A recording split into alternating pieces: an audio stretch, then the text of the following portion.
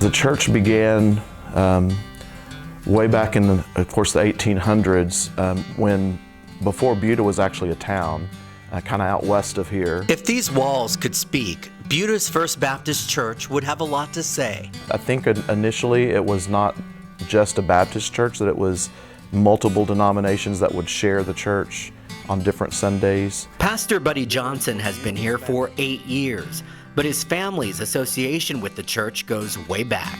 That's where my grandparents went to church, so my family's all from the Buda area, and that building was the place where many of the folks who worship here now were saved and baptized in that building, and that's the building that they know. The original church building was constructed in 1949 here on San Marcos Street, where it still stands today. But this wasn't the church's original home. When Buda was founded, this church moved into town and built a building that was over by where the Buda Elementary School is now. And that church eventually became First Baptist Church of Buda. These are pictures of the old church building. It stood on the property where the historic campus of Buda Elementary is now located. The Baptist Tabernacle was located nearby on the same property. In the late 40s, 49, they sold that property to the school system and bought this property over on the bluff that kind of overlooks Onion Creek, and built the building that sits on this property now.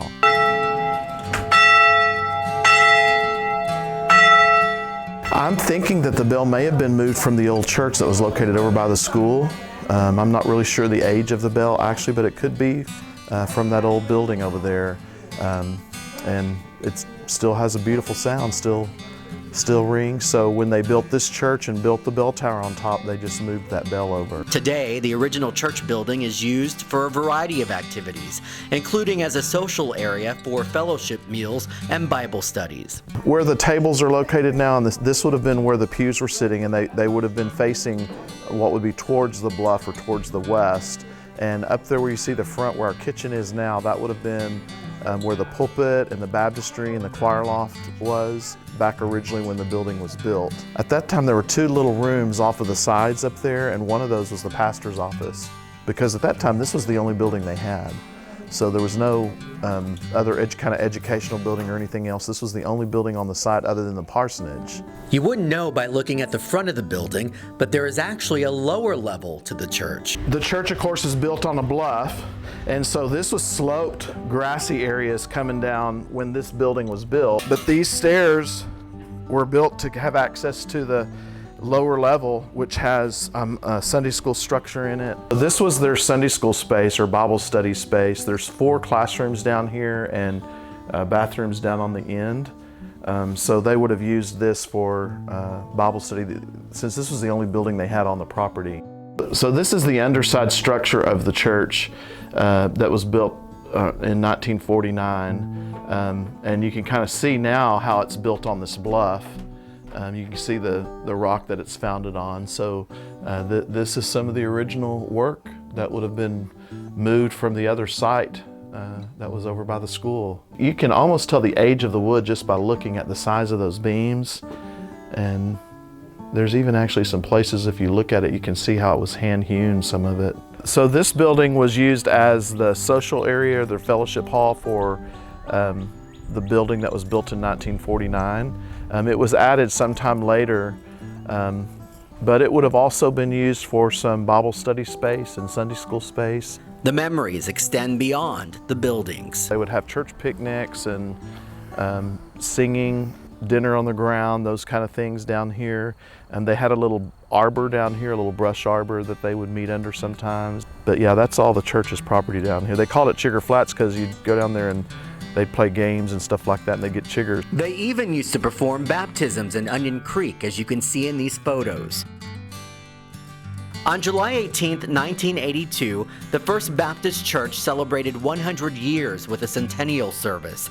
Several notable Buda residents were on hand, including Dr. T.C. McCormick and his wife, Jerry McCormick, who in her 90s is still an active member of the congregation today. The church received this congratulatory letter for its 100th anniversary from then-President Ronald Reagan.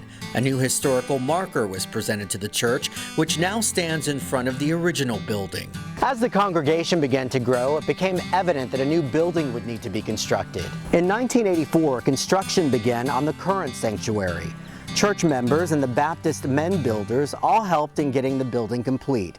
Later, an educational facility was constructed to accommodate the church's various educational programs. In designing the new facilities, it was important to keep the same look of the original church building. That's kind of unique to that structure, that it's kind of a style of rocking that you don't see a lot, masonry that's done on buildings. So when they built this building and when they built the educational building, they tried to emulate that and to kind of give the building some cohesiveness, you know, when they erected them. Although services are no longer held in the original building, in the current sanctuary, the congregation pays respects to its past. This is the glass that came out of the stained glass windows that were in the old church building that's on this property that was built in 1949.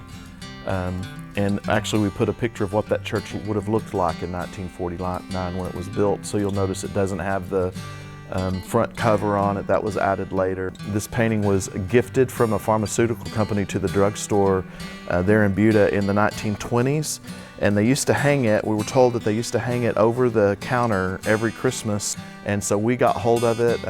We have an art teacher from Texas State that goes to church here. She restored parts of it, and some of the men in the church actually framed it. This is the veterans from the church.